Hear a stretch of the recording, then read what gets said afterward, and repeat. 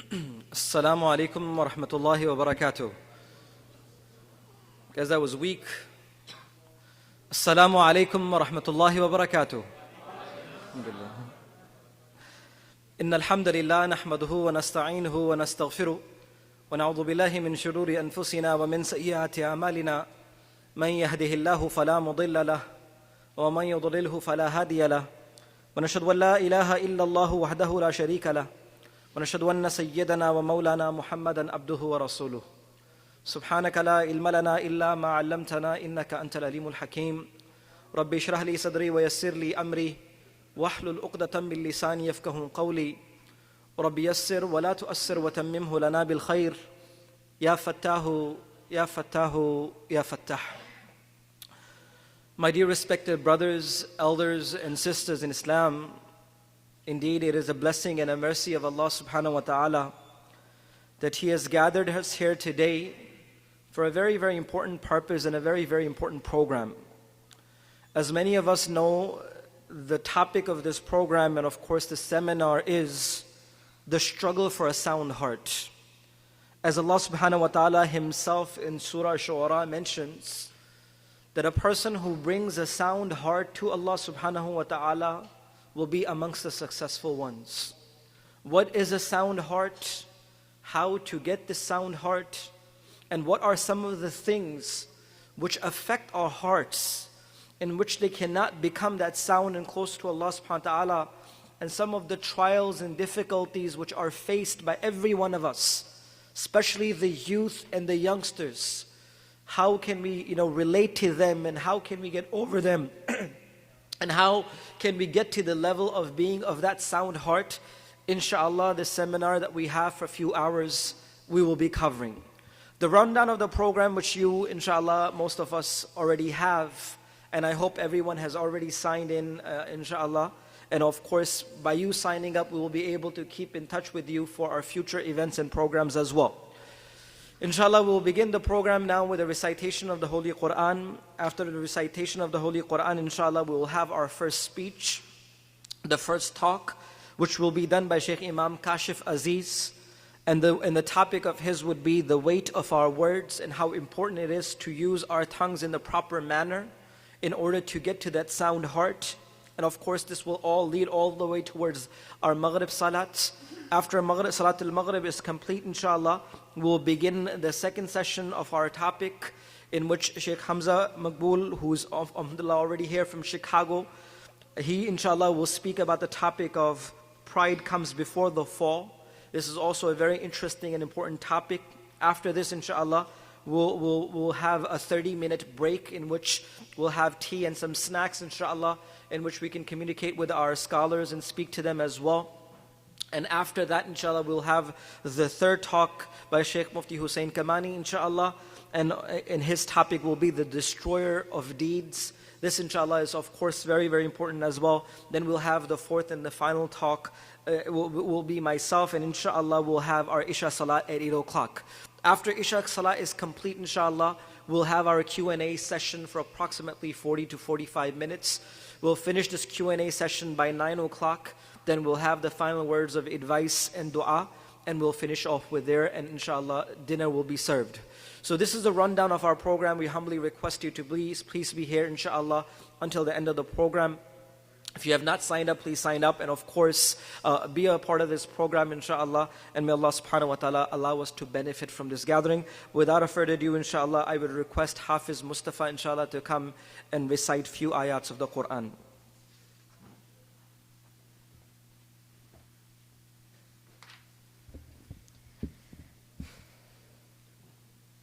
أعوذ بالله من الشيطان الرجيم بسم الله الرحمن الرحيم إلا من أتى الله بقلب سليم وأزلفت الجنة للمتقين وبرزت الجحيم للغاوين وقيل لهم أين ما كنتم تعبدون من دون الله هل ينصرونكم أو ينتصرون فكبكبوا فيها هم والغاوون وجنود إبليس أجمعون قالوا وهم فيها يختصمون تالله إن كنا لفي ضلال مبين إذ نسويكم برب العالمين وما أضلنا إلا المجرمون فما لنا من شافعين ولا صديق حميم فلو أن لنا كرة فنكون من المؤمنين إن في ذلك لآية وما كان أكثرهم مؤمنين وإن ربك لهو العزيز الرحيم صدق الله العظيم. Jazakallah khairan, Hafiz Mustafa, for that beautiful recitation of the Quran. Alhamdulillah, it is always a pleasure to listen to such beautiful recitation of the Quran by Hafiz Mustafa. Alhamdulillah, he accompanies us for our Saturday programs and he recites the ayat of the Quran. Subhanallah, as you know that the book of Allah subhanahu wa ta'ala, Quran itself has such, a taste and such effect that indeed it can tear through the hearts of the people. May Allah subhanahu wa ta'ala give us the love of the Quran and also the understanding of the Quran. And may He allow us to inshaAllah, bring forth the practice of the Quran within our lives as well. Without a further ado, inshaAllah, I would inshaAllah introduce to us the first speaker of ours. Of course, he needs no introduction in our neighborhood and of course anywhere else as well. Imam Kashif Aziz Sahab, he has, of course, he is one of our most respected and beloved ulama in our locality. Imam Kashif Aziz Sahab himself completed the course of his Islamic studies, which is known as an Alimiya and Alim course from Darul Uloom Binori town in Karachi in Pakistan. He is currently the full-time Imam of Muhammadi Masjid, which is in Elmont. He is also involved in the Central Halal Committee of New York and the Sharia Board of New York as well, and dedicated to the promotion of halal certification and regulations. He also holds programs for youth and youngsters and many halaqat within his locality as well as New York. So without a further ado, I humbly request, inshallah, Imam Kashif Aziz Sahab to come, inshallah, and enlighten us with his knowledge.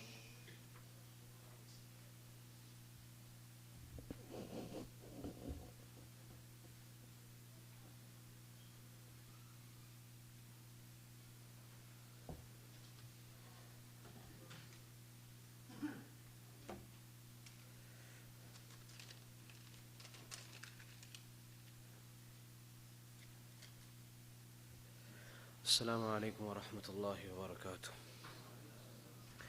الحمد لله رب العالمين والصلاة والسلام على أشرف الأنبياء والمرسلين وعلى آله وأصحابه أجمعين.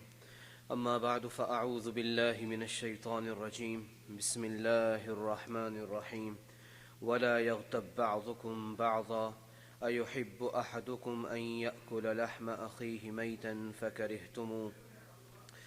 وقال رسول الله صلى الله عليه وسلم من رد عن عرض أخيه رد الله عن وجهه النار يوم القيامة أو كما قال عليه الصلاة والسلام. رواه الترمذي. صدق الله العظيم وصدق رسوله النبي الكريم ونحن على ذلك من الشاهدين والشاكرين والحمد لله رب العالمين. سبحانك لا علم لنا إلا ما علمتنا إنك أنت العليم الحكيم. رب اشرح لي صدري ويسر لي أمري واحلل عقدة من لساني يفقه قولي رب زدني علما. Respected ulama ikram, elders, brothers, my beloved youngsters, mothers and sisters in Islam. Before we start, inshallah, those of you are humbly requested, forgive my disrespect. Those who don't need to lean against the wall are requested, inshallah, to come forward and be part of the majma. It is mentioned regarding Sahaba radiyallahu anhum that they used to sit so close and tight with each other that if a chadar, a sheet of cloth, was laid over their heads, there wouldn't be any loop in between. So inshallah, with more attentiveness, more humbleness, and more togetherness, inshallah, we will sit, more Allah subhanahu wa ta'ala will benefit us. Unless we have a valid reason, that's fine, inshallah.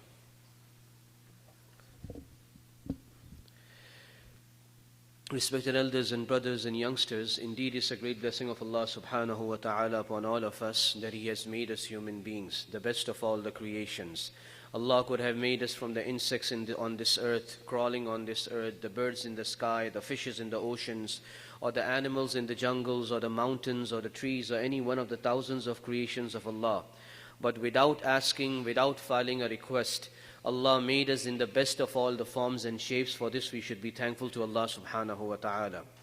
Another great blessing of Allah subhanahu wa ta'ala upon all of us, He gave us this kalima, La ilaha illallah Muhammadur Rasulullah, in the lap of our mothers, without any sacrifice, without any request. If we think for a moment, there are hundreds of people out there who die in every minute in different corners of the world.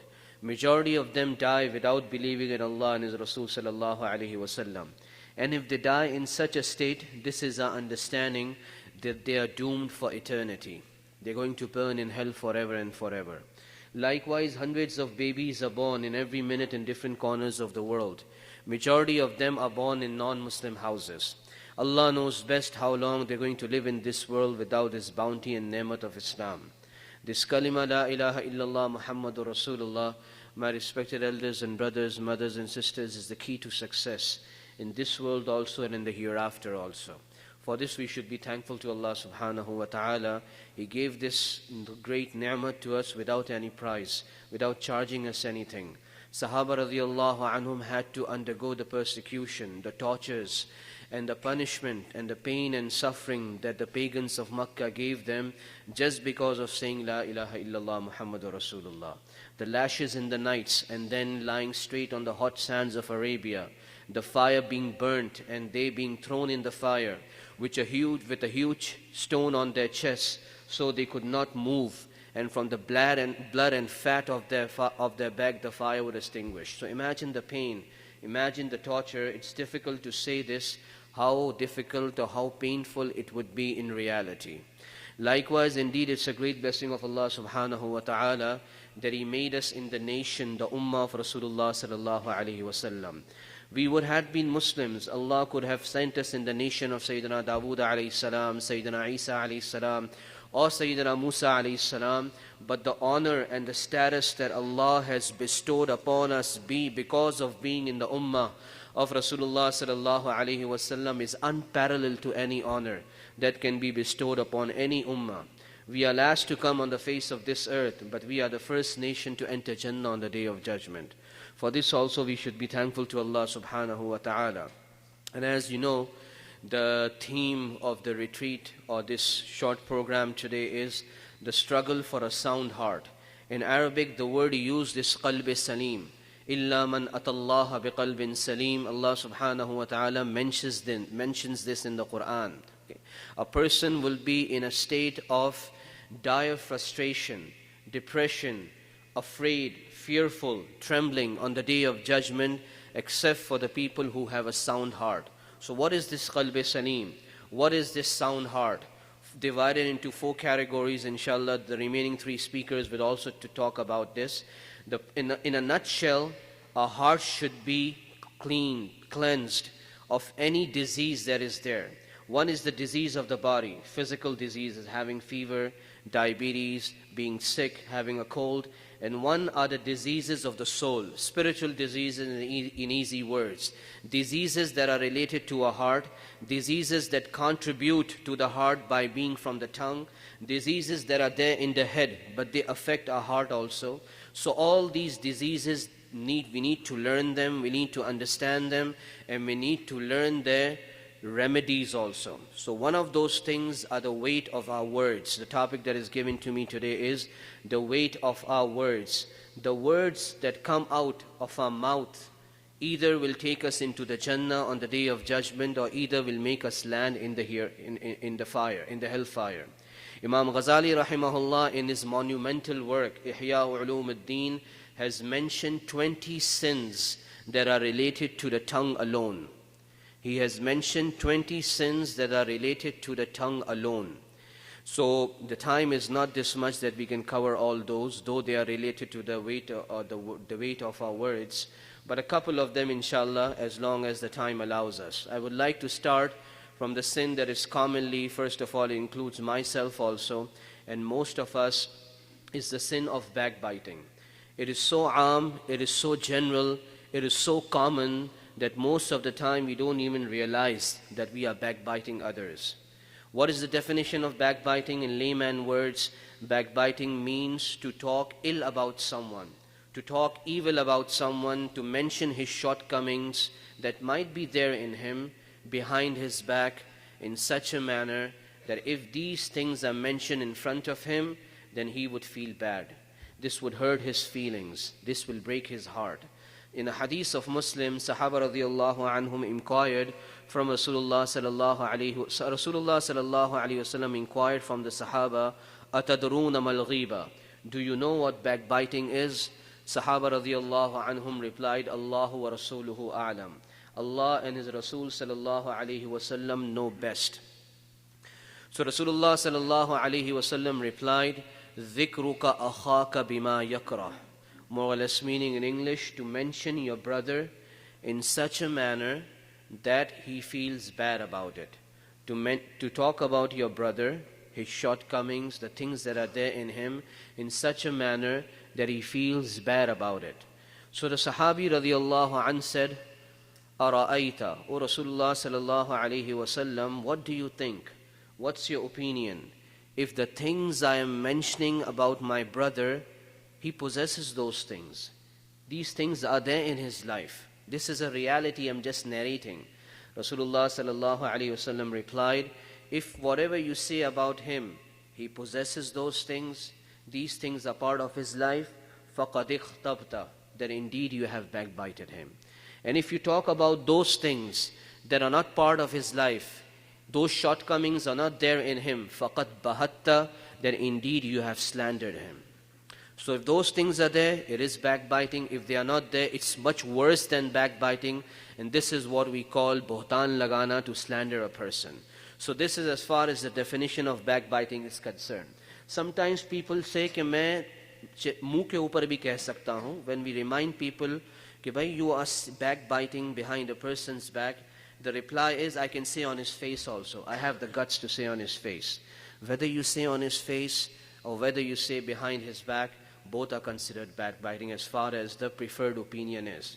Imam Alusi rahimahullah, the great mufassir of his time, mentioned in his monumental tafsir Ruhul Ma'ani that if you talk bad about a person, whether it is in his presence or whether it's behind his back, both are considered ghiba as far as the majority of the scholars are concerned.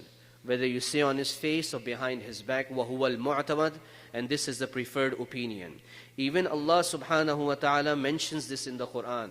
The ayah that I recited in front of you is the ayah of Surah Hujurat, in which Allah mentions the gravity of this sin of backbiting. Just the ayah preceding this ayah, Allah says, وَلَا تَلْمِزُوا أَنفُسَكُمْ. More or less meaning in English, that do not find faults in one another and then upbraid them. You find faults in one person, so you can mention his faults in front of him. To taunt a person, kisi ko tana dena. When to talk bad about a person on his face is not allowed except for a valid reason, which inshallah I will mention at the end, that those things or those situations that are considered apparently backbiting, but Islam has allowed us to do so. At the end, inshallah, we'll mention those. So we're not allowed even to mention the faults of someone on his face except with a valid reason. So whether it's on his face or whether it's behind his back, it's considered ghibat in the sight of Islam. How grave is this sin? Rasulullah sallallahu alayhi wasallam said, وَلَا يَغْتَبْ بَعْضُكُمْ بَعْضًا. Moral meaning in English, the second ruku of Surah Al-Hujurat in the 26th juz of the Quran, you should not backbite one another. Do not backbite one another. أَيُحِبُّ أَحَدُكُمْ أَن يَأْكُلَ لَحْمَ أَخِيهِ مَيْتًا? Does any one of you likes this, or does any one of you would want to eat the flesh of his dead brother? Allah asks this question. Would any one of us like to eat the flesh of our dead brother? Then Allah replies to this question also Himself. فَكَرِهْتُمُ, you will abhor it. You would dislike it to the maximum extent. When you would dislike it to the maximum extent, you can't even think about it. How can you backbite one another? So this is the gravity and the intensity of this sin, as Allah mentions in the Quran. We go upon the ahadith of Rasulullah sallallahu alaihi wasallam, as mentioned in the Sunan of Imam Abu Dawood rahimahullah. Rasulullah sallallahu alaihi wasallam, in the incident of Mi'raj, he was made to take a tour of the people of the hellfire also and the people of the Jannah also. So while seeing the people getting punishment in the hellfire, he saw a group of people who had nails of brass. Brass is a metal like copper or any other metal. They had nails of brass, and they were scratching their chest and their faces. So Rasulullah sallallahu alaihi wasallam inquired from Jibreel alayhi salam that who are these people? He replied, يَأْكُلُونَ لُحُومَ النَّاسِ وَيَقَعُونَ فِي أَعْرَاضِهِمْ. These are the people who used to backbite other people in the world. These are the people who used to backbite other people in the world, and they used to damage or attack on the honor of other Muslims or other people. So imagine, it's unimaginable, you have nails of metal and you yourself are torturing your body, scratching your chest and scratching your face. Imagine the pain. So how much would be the pain in reality for those people who are doing this in the hellfire? So this is something to understand the gravity of this sin. Jabir radiallahu anhu says, Kunna ma'an Nabi sallallahu alayhi wa sallam, we were with Rasulullah sallallahu alayhi wa sallam, فَارْتَفَعَتْ رِيحٌ مُنْتِنَا. All of a sudden, a horrible stench came. All of a sudden, a bad smell came in. We smelled it. Rasulullah sallallahu alayhi wa sallam said, do you know where this bad smell is coming?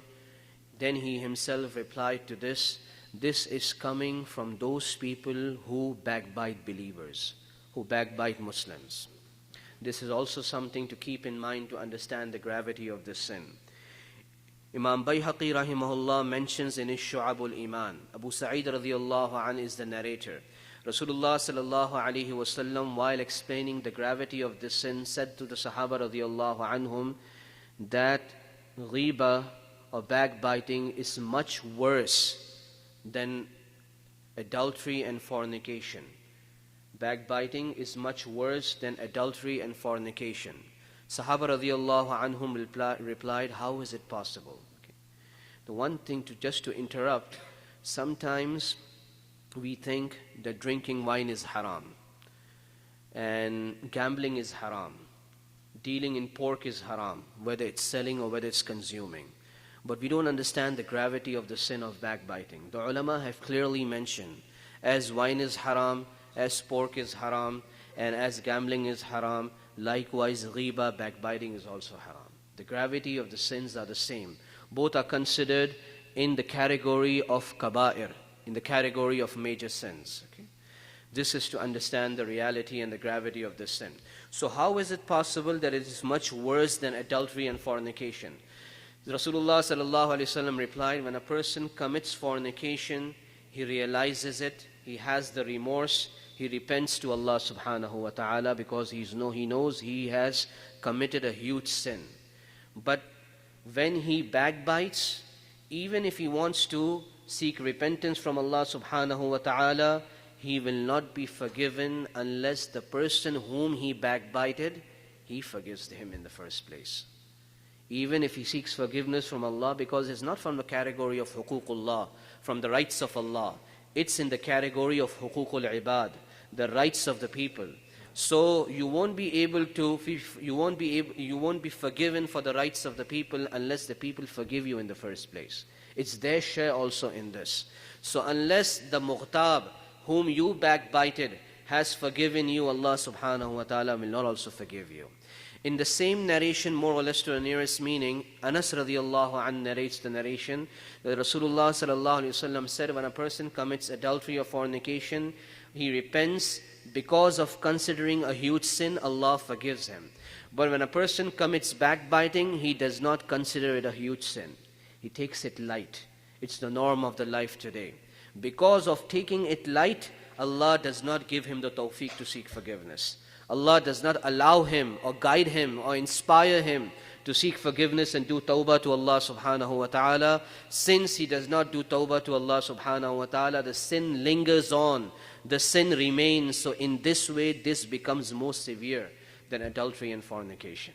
This is as far as the muhaddiseen have elaborated on this hadith. So this gives us an idea how important it is for us, how significant it is for us, how critical it is for us to understand the reality of this sin, what is this sin, how it becomes backbiting, and how to stay away from it. As far as listening to backbiting is concerned, one is you backbite yourself, and one is you are sitting in a majma, in a gathering, riding on a bus, in the car, it's a group of 5 or 10 people, it's beyond your control. People are backbiting. Sometimes it's in your control, sometimes it's beyond your control. Whether you do backbiting or whether you listen to backbiting, both are considered a sin in the sight of Allah subhanahu wa ta'ala. It is mentioned that Anas radiallahu anh narrates that Rasulullah sallallahu alayhi wasallam said to the nearest meaning, when a person, in front of a person, a backbiting is done, something bad about a person is mentioned, and Allah has given him the capacity to defend that person. Allah has given him the capacity to defend that person, but still he does not defend his brother, the sin will be on him in this world also and in the hereafter also.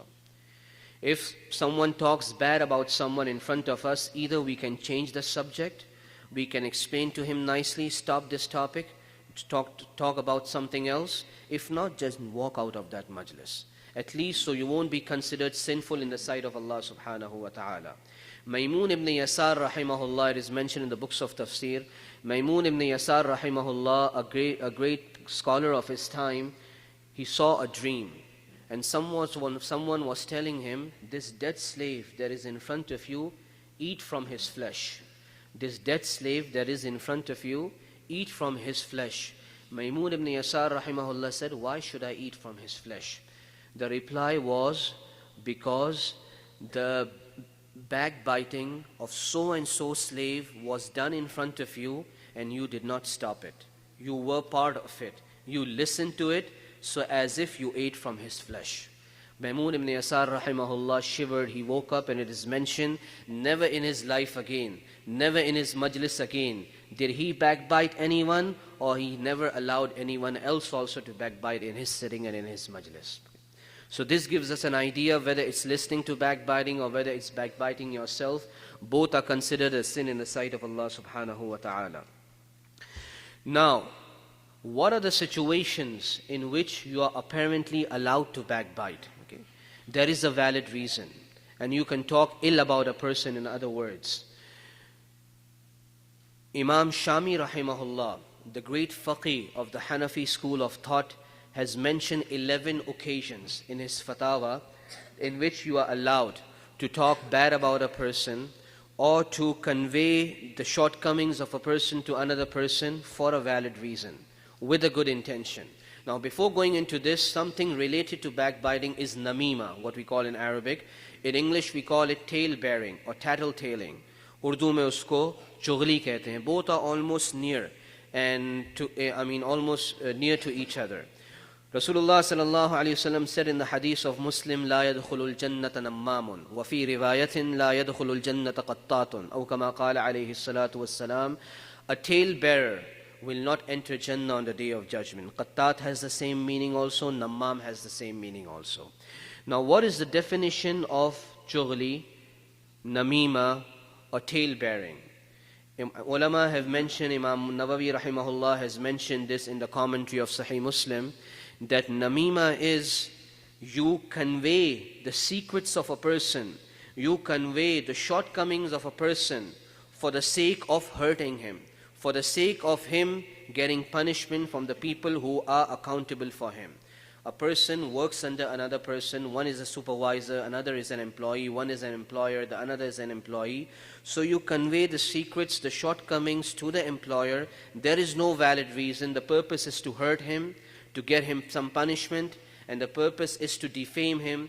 This is considered namima. This is considered chughli, and this is considered tale-bearing or tattle-tailing. Unless there is a valid reason, this is not also allowed.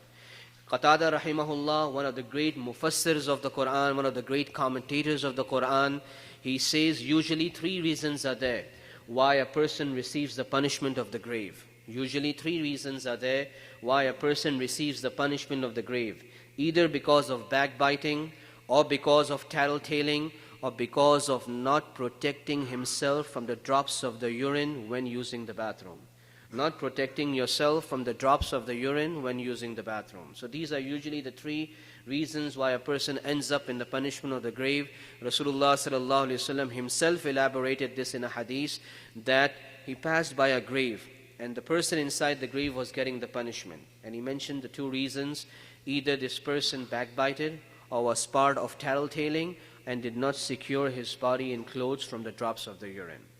So this is as far as namima is concerned. 4 or 5 normal or usual occasions which me and you face in daily life, not all the 11 I will cover that I mentioned in front of you, in which you are apparently allowed to backbite. One is, a person comes to you to seek mashwara, to seek consultation, to consult you on a specific matter, whether it's a matter of dunya, or whether it's something related to deen, whether it's related to marriage regarding rishta or proposals, or he wants to know about someone, he's about to enter business with someone and he wants to get an idea of this person. You have dealt with him before, so he's seeking opinion from you, he's consulting you, he's doing mashwara with you. Now, should you be open with front of him? Rasulullah sallallahu alaihi wasallam said, al-mustasharu mu'tamanun. More or less to the nearest meaning, from whom the mashwara is sought, from whom the opinion is taken, that person is trustworthy. What does it mean he is trustworthy? It means that he has to give him the opinion that is the truth. We should not give opinions in everyday life so the person who has come to us for seeking opinion should become happy with us. We should not give opinion because he likes to hear this from our tongue. No. We should give opinion no matter whatever the situation is, whatever we think is correct in the sight of Allah and His Rasul sallallahu alaihi wasallam. Whether that person is happy with us or whether that person is angry with us, he might never return back for mashwara, but at least you are trustworthy. You gave him the right opinion. So maybe he came, he has a daughter or he has a son, proposal came for marriage, or he's getting his son married to a family. You know that family very well. You know something is wrong. You know something for sure will affect their future life as far as deen is concerned or as far as dunya is concerned. In an environment of confidence, tell him also that he should not spread this news outside. In an environment of confidence, convey to him whatever is required based on the situation. He asks you one thing and you tell him 10 things, this is also not allowed. Just based on whatever he has asked you, convey him the truth. This is not considered backbiting. Somebody comes to you that I am partnering or I am doing business with this musalli, we pray in the same masjid, you have done business with him in the past. Is he an honest trader? Whatever you know, yes or no, let him know about it. So this is one situation. Another situation is something is wrong with the children, the sons or the daughters, and the parents are concerned regarding them. They are really trying to upbring them, culture them in an Islamic environment. They are trying to educate them Islamically, but something is wrong, but it is beyond their reach. Something is done outside, the parents that are at home and they don't know about it. But if you can let them know in an environment of confidence, maybe they can fix their children before the time that is beyond their control. So you are allowed to tell them that this is wrong and this is for your own benefit. I am telling them. Once again, it should not be namima, it should not be tale-bearing, you're just trying to hurt someone. This should not be the case. 2 situations. The third situation is you are oppressed. Zulm has been done on you.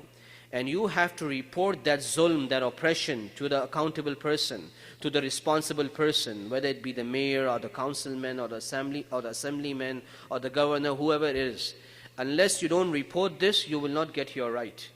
The other people are being oppressed, and you have the capacity to report this oppression, but you think this is backbiting. This is not backbiting. Okay? Zulm is being done on someone. It's our responsibility to give the rights to others. This is also not also considered backbiting. Someone commits sins openly. He does not care for his own izzah, for his own honor. He drinks openly. He commits sins openly. It doesn't matter to him someone is watching or someone is not watching. If at a certain occasion you need to inform people that he is a bad person, stay away from his shar, stay away from his bad effects, this is also allowed. Maybe a new person moves in the locality, and he is a mischievous person. He is a person who has been hurting many people in other states, in other cities. The new people in the people in the locality don't know him, but you know him from another locality, from another state, from another city, and you know now he has entered our area. He will commit the same wrongs he committed in his previous town of residence.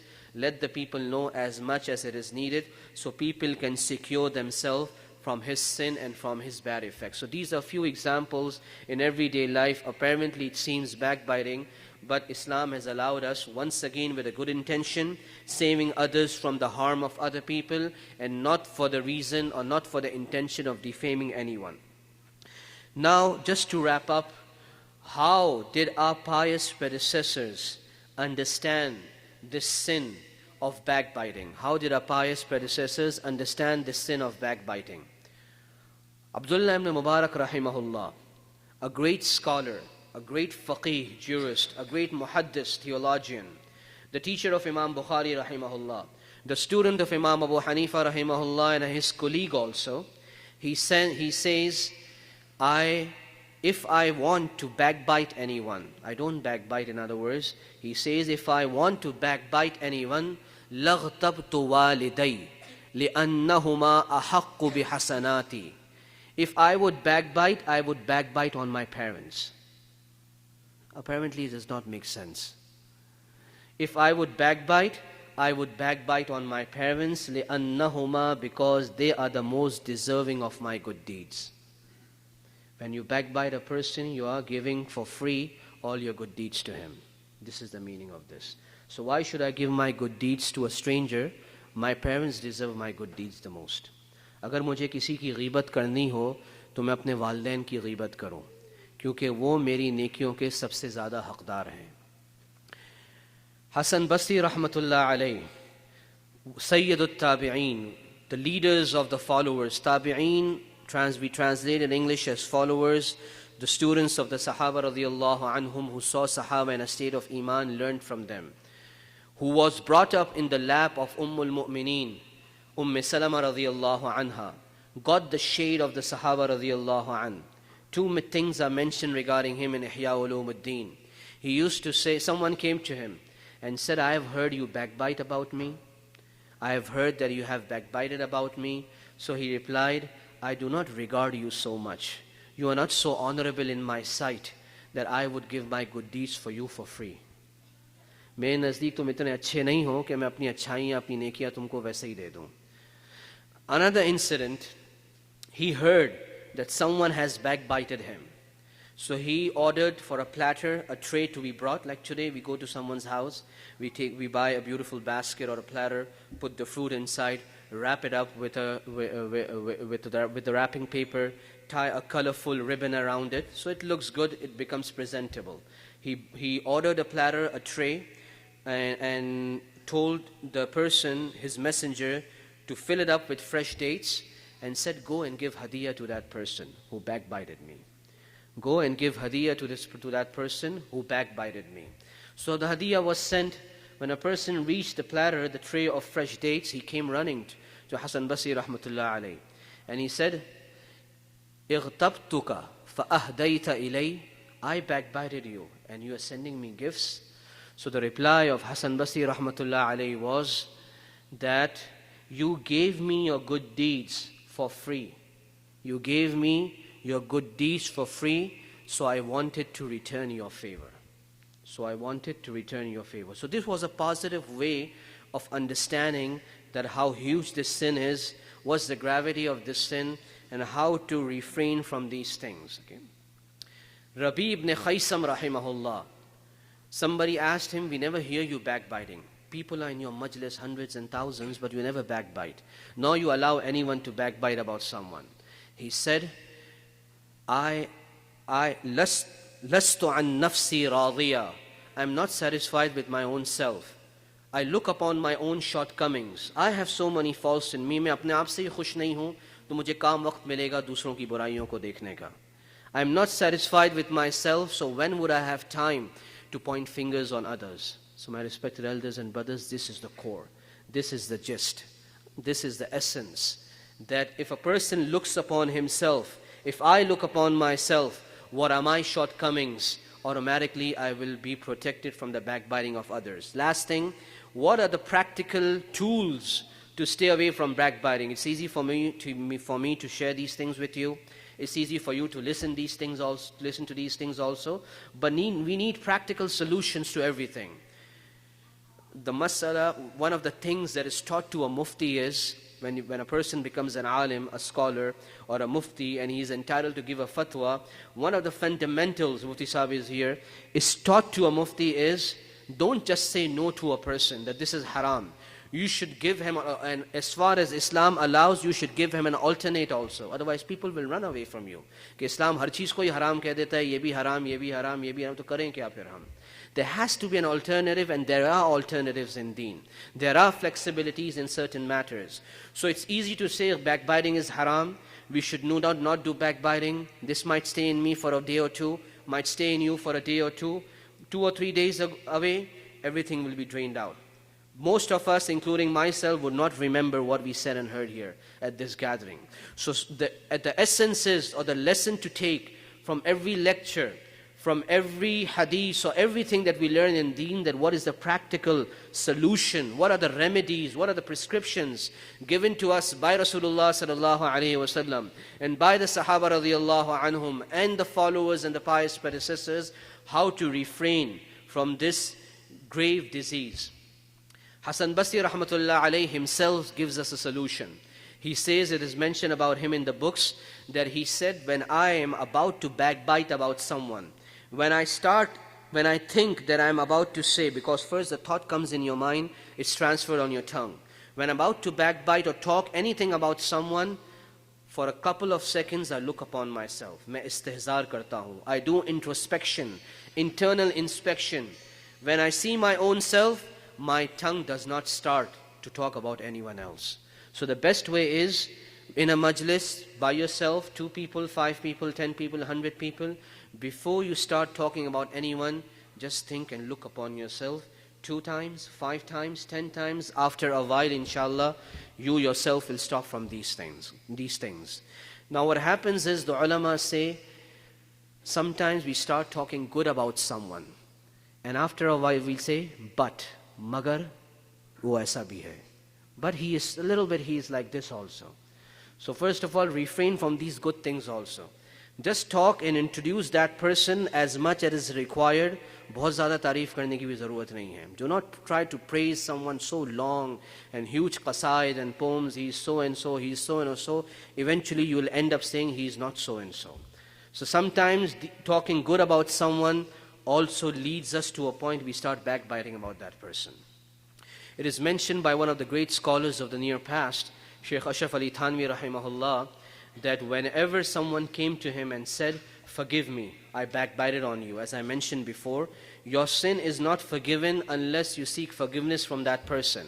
So they used to come to him. He was a great sage, a great scholar of his time, that forgive us, forgive me, I backbited on you. So he used to ask, first tell me what you said about me, then I will forgive you. Then he used to tell, after the person left, he used to give the point of wisdom also to his disciples, to his students, कि मैं उससे इसलिए पूछ लेता हूँ कि हो सकता है उसने जो बात की हो वाकई हकीकत हो, वो गलती मेरे अंदर हो, तो मैं अपनी इस्लाह कर लूँ.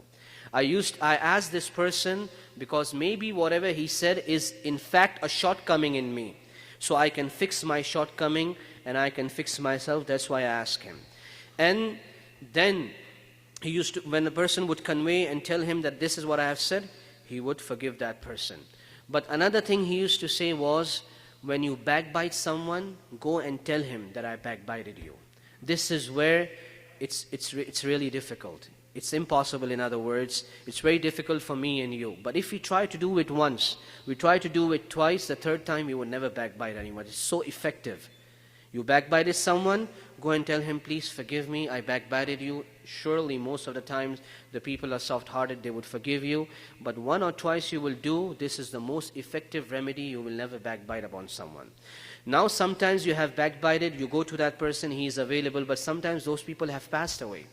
You cannot reach them, they are in other countries, you don't have any contact with them anymore. So now is there a solution to this also, or there is no solution to this?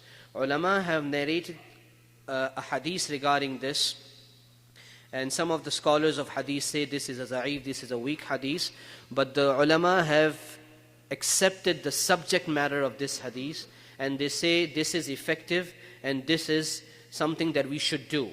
The hadith that a person, more or less to the nearest meaning, Rasulullah sallallahu alaihi wasallam said, if a person backbited someone, but he is not able to reach that person, to convey his apologies to that person, he should make dua for that person. And how should he make dua?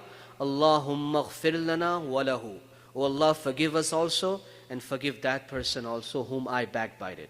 Hasan Basri rahmatullah alayhi, more or less to the nearest meaning, the same subject matter is narrated from him also. He says that if you backbited a person, he has passed away, or he is not within your reach anymore. What should you do? You should make dua, constant dua, so much dua for him. Oh Allah, forgive me. Oh Allah, forgive his sins. Oh Allah, elevate his levels, that now you are satisfied that Allah subhanahu wa ta'ala has forgiven my sin of backbiting. So my respected elders and brothers, we will end, my time has elapsed. So this is one of the major things, or the most common things that is rampant in the society today. I am also part of it, and most of us are part of it. So whatever was said and heard, may Allah subhanahu wa ta'ala first of all give me the tawfiq, and give all of us the tawfiq to understand these things also, act upon these things also, and whatever is remaining from our life, may Allah guide us and allow us and give us the strength to spend our life according to the commands of Allah and the sunnahs of Rasulullah sallallahu alayhi wa sallam. أقول قولي هذا وأستغفر الله لي ولكم ولسائر المسلمين فاستغفروا إنه هو الغفور الرحيم.